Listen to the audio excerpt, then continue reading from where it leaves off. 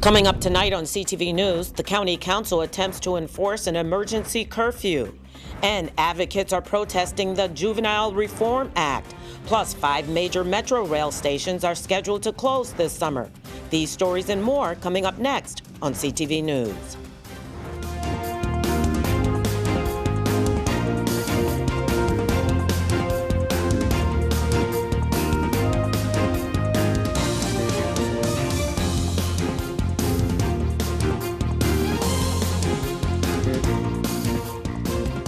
Good evening. This is CTV News for April 24th. I'm Byron Scott. And I'm Katara Jones. Thank you for joining us.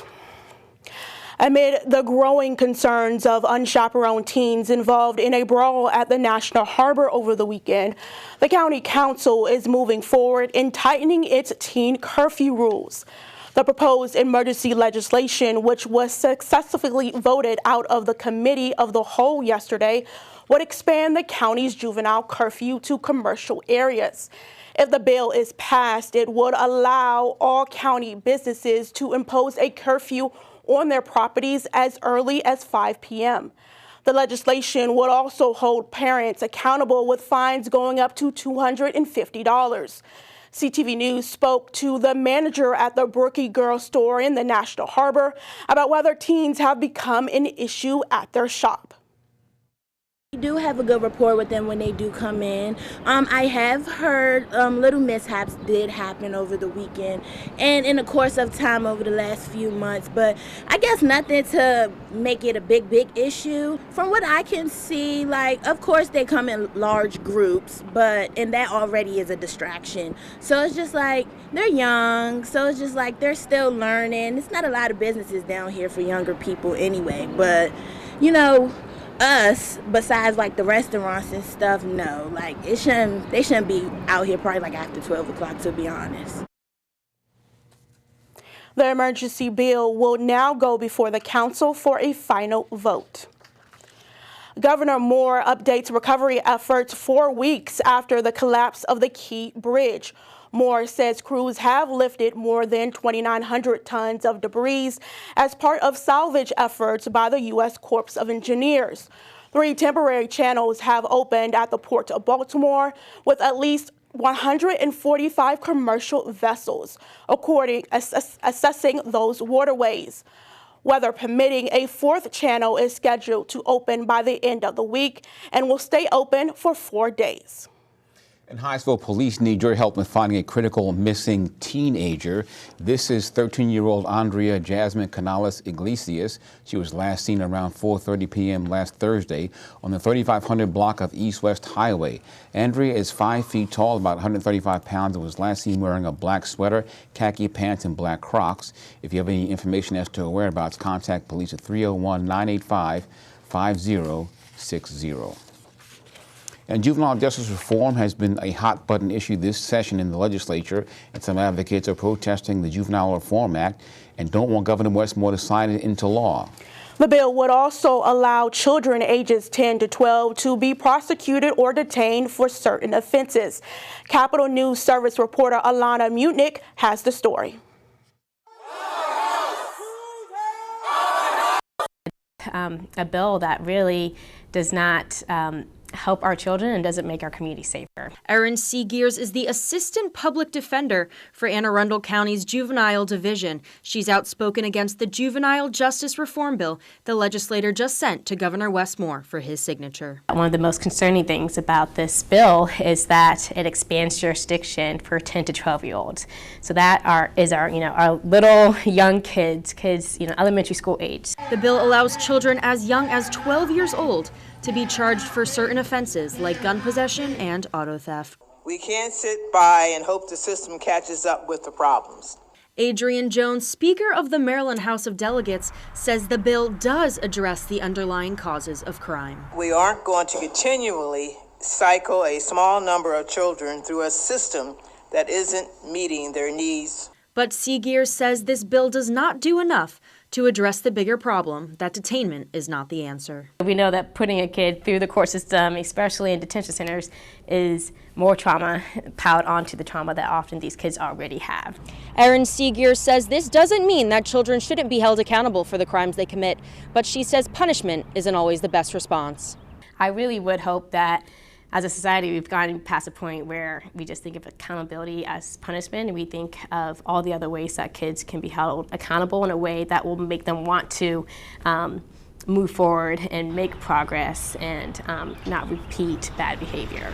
Delegate Luke Klippinger, the bill's sponsor, says it will hold kids accountable while also giving them the services they need. There needs to be some structure returned to the juvenile justice system that will allow kids who need rehabilitation and support to get that rehabilitation support. For CNS TV, I'm Alana Mutnick.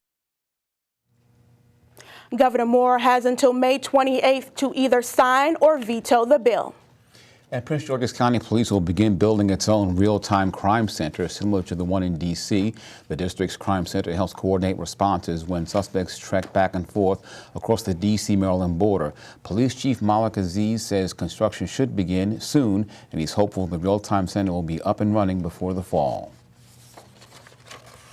The House Republican caucus is urging Governor Moore to veto the Gun Industry Accountability Act. The measure would give Maryland Attorney General and 24 local states' attorneys the authority to sue firearm manufacturers and gun dealers. It also permits legal officers to seek injunctive relief, restitution, and punitive damages, as well as attorneys' fees. The legislation is not listed as part of Thursday's bill signing ceremony. And President Joe Biden signs a $95 billion war aid measure into law, and it includes a provision that would force the social media site TikTok to be sold or banned in the U.S. The measure includes assistance to Ukraine, Israel, and Taiwan. As for TikTok, the bill gives ByteDance, the parent company of TikTok, 9 months to sell it or face a nationwide ban of the app in the U.S. Now, Biden can grant an extension to a year if certain conditions are met. A bipartisan group of lawmakers have called the site a national security concern. TikTok says it will wage a legal challenge against what it calls an unconstitutional effort by Congress. You're watching CTV News. Still to come, 5 major metro stations will be closed for summer construction. We'll have details on when and where after the break. Stay tuned.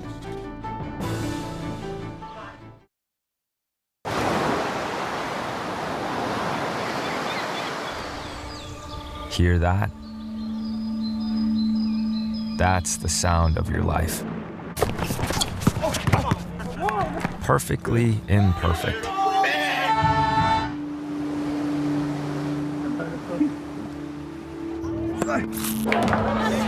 Beating in rhythm to the world you've created.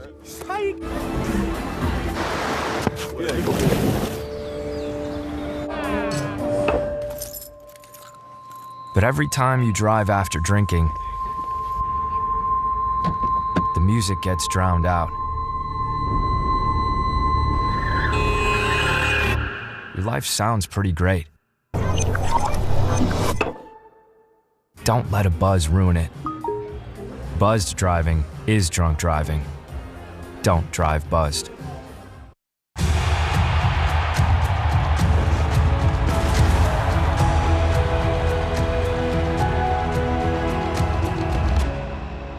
Breathe. Love what you do and you've already won, my parents used to say. My parents whose smiles were my first finish line, who championed respect, whose resilience built mine. Even more than I wanted a gold medal, I wanted a heart of gold, like the mentors who were my balance beams refusing to let me down, and the coaches who spoke out to anything out of bounds, heroes who never stood on podiums, but stood up for me. Every shot I made, give the assist to those who since my youth were referees, ready to blow the whistle and end abuse.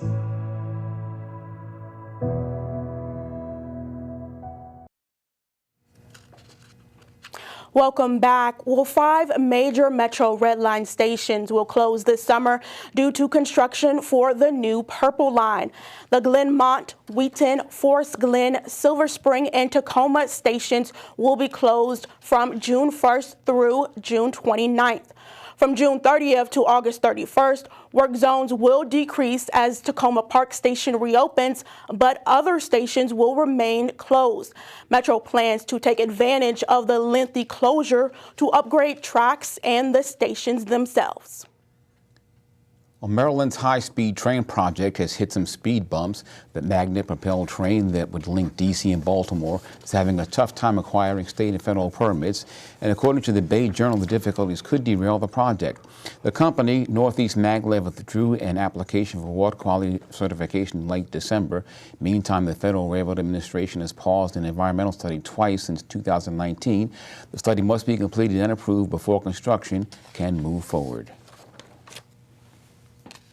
Good news for airline travelers. The Department of Transportation announces it's rolling out new rules that will require airlines to automatically give cash refunds to passengers for canceled and significantly delayed flights. The delays covered would be more than 3 hours for domestic flights and more than 6 hours for international flights.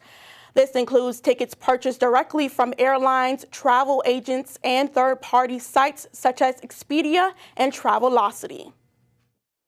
Unsurprisingly, airlines are not enthusiastic about us holding them to a higher standard. But I believe that this is in the interest of the airline sector because it builds passengers' confidence in airlines as a whole. And I also know that they'll be able to adapt to this. Remember, when it comes to things like a refund for a cancellation, technically that was supposed to be the case the whole time. It's just it wasn't actually happening in practice. That's part of what this does. It also clarifies what a significant delay is, because up until now it's been up to the airline to decide if a delay was significant enough that you get your money back. The rule will also apply to refunds of checked bags fees if your luggage isn't delivered within 12 hours for domestic flights or 15 to 30 hours for international flights, as well as fees for things such as seat selection or Wi-Fi if the airline fails to provide that service. Governor Westmore issues an executive order establishing an environmental literacy program.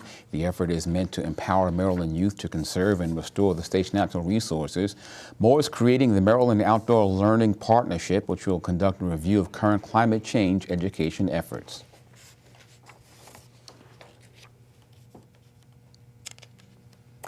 Did you know air quality in the D.C. area is ranked as one of the worst in the country? That's according to a new study.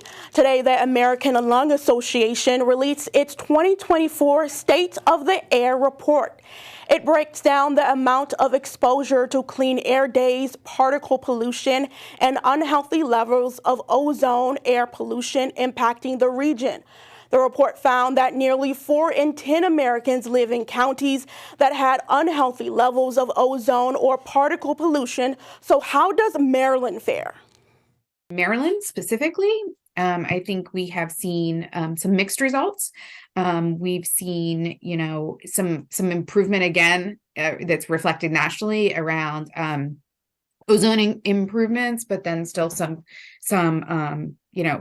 mixed grades around particle pollution. And I think, we've seen places improve, and that improvement, is from, for example, Baltimore City increased from a, C to a B in ozone. Prince George's from an F to a D. So we are seeing that improvement. To view the full report, visit lung.gov.org. And still to come on CTV News, some salaried workers may soon qualify for overtime pay. Also, medical cannabis is legal. Find out what one study had to say about cannabis users driving under the influence. Back in a moment. When I look into your eyes, it's like watching the night sky or a beautiful sunrise.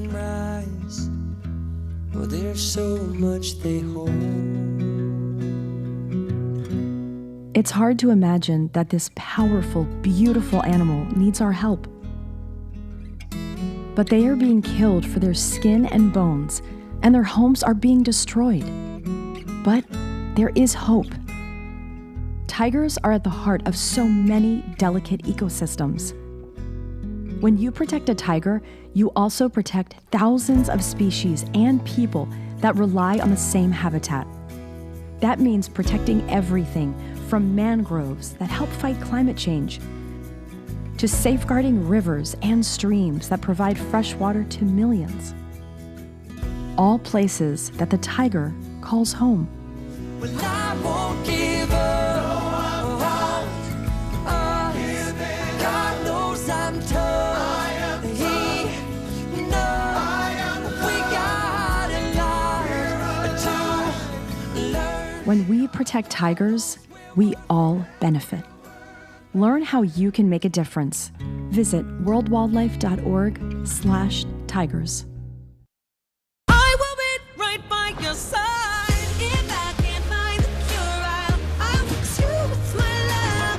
No matter what, you know I'll fix you with my love. And if you say you're okay, I'm gonna heal you anyway.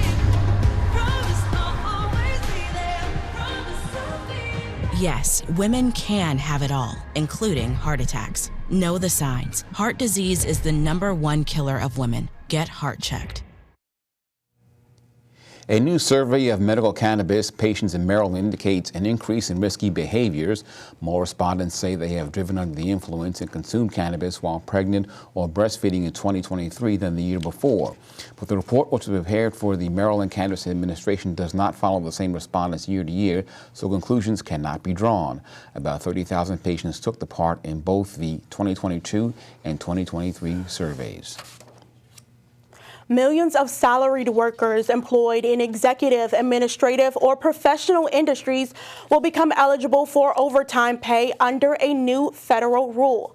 The U.S. Department of Labor will increase the salary level at which employees are exempt from overtime from $684 per week to $844. That takes effect July 1st. Then on January 1st of 2025, workers in the lowest wage census region in the South will get an exempt salary level of $1,128 per week. Salary levels have not been updated in at least 4 years. An emotional and impactful afternoon as victims and witnesses share their crime experiences. The state's attorney's office hosting its first annual victim service town hall and employment fair. The event was held to bring awareness to victim advocacy, support groups, court services, and career opportunities. One survivor says she hopes events like this will help other victims find the road to happiness after the storm. There is life after this. Once you cross that threshold and you're in it and you want justice and you can taste it, it will happen. It happened for me. Miss Boy made it happen for me. He was sentenced to 25 years, all but 16. Once that victory hit, it's only up from here. And I hope that my story can help, even if just one person. I know that sounds cliche, but it's really, people need to know that there is life after this. For a list of resources and more information, contact the Prince George's County State's Attorney's Office. Caitlin Clark is making waves in the DMV, forcing the game to move to the Capital One Arena. And CTV Simon Buggs here with more. What's up, everyone? And coming up on your midweek sports page, Temple University women's head basketball coach Diana Richardson touches on the growing popularity of women's basketball, and the UMD women's basketball team adds some more talent to their team. Those stories and more coming up in a bit. Stay right there. My name is RM, the leader of the group BTS. When I start feeling lost, I remember the words, love yourself, speak yourself. It might feel like it's always night and we'll always be alone, but the night is always darkest before the first light of dawn. Now, more than ever, We must try to remember who we are and face who we are. We must try to love ourselves and imagine the future.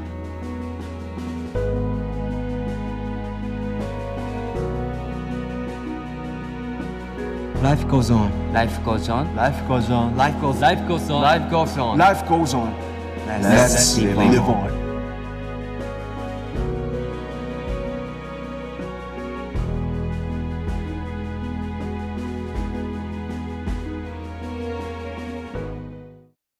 I debate all day. It's what I do. But there are some things that are undebatable, like your mental health, my own mental health. I was in a dark place when my brother passed away in a car accident. I've never been more devastated than the day I lost my mom. I was depressed, miserable, in ways I never imagined. I reached out, and my sisters came. My pastor, my therapist. They helped me get through it. I found that the more I spoke up, the healthier my mind became. The chaos that was in me began to subside. I was more focused, clear. When you love your mind, you can go so much further. That's not up for debate. Find mental health resources at loveyourmindtoday.org.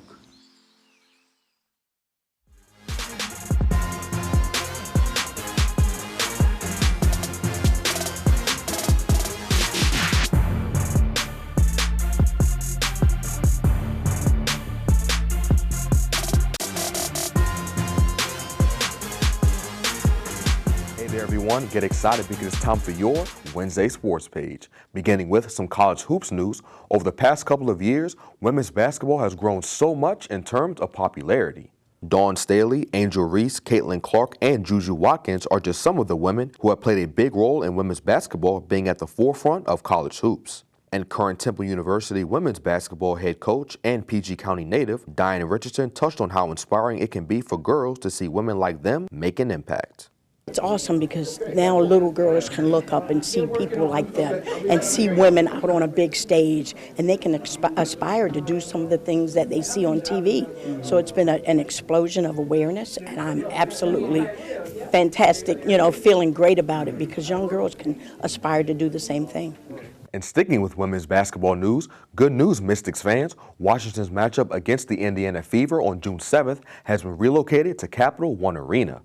The game was previously going to be held at the Entertainment and Sports Arena, where the Mystics play most of their regular season home games. This is a highly anticipated matchup as former University of Iowa superstar Caitlin Clark, who's selected #1 overall by the Fever in this year's draft, will face off against Aaliyah Edwards, who was taken with the 6th pick by Washington out of UConn. And the two have some history as the Hawkeyes and Huskies matched up against one another in this past season's Final Four round of the March Madness tournament. And Iowa took down UConn in a close game, 71-69. For tickets, visit the website on your screen. Meanwhile, the UMD women's basketball team has added more talent to their roster, and one of the players is former Arkansas 2 guard Sailor Poffenbarger. Poffenbarger was a monster on the boards this past season for the Razorbacks, as she averaged 11 a game for them. The 6'2 player also led the SEC in defensive rebounds per game with 9. And along with good rebounding, she also put up 10 points, 2 assists, and a steal a night for her team. The Lady Terps have also got former VCU point guard Sarah Tibiasu from the transfer portal as well. Tibiasu finished up her senior year this past season, starting all 32 games for the Rams and put up 16 points, 3 assists, and 2 steals per game. Tibiasu also led the Rams to a single-season 26 wins and a trip to the Women's Basketball Invitational Tournament, where they fell to Villanova in the opening round. And lastly, forward May Torre from the University of Rhode Island will be playing in College Park in the fall also. Torre started all 34 games for the Rams this past season and put up 13 points and 8 boards a game. And because of this, she was named to the All-Atlantic 10 second team. Torre gives the Lady Terps some size as they lost forward Faith Masonius and centered Hawa Dumboya to the transfer portal. And wrapping up sports, the Bowie State football squad is always trying to find ways to improve so they can capture another CIAA championship.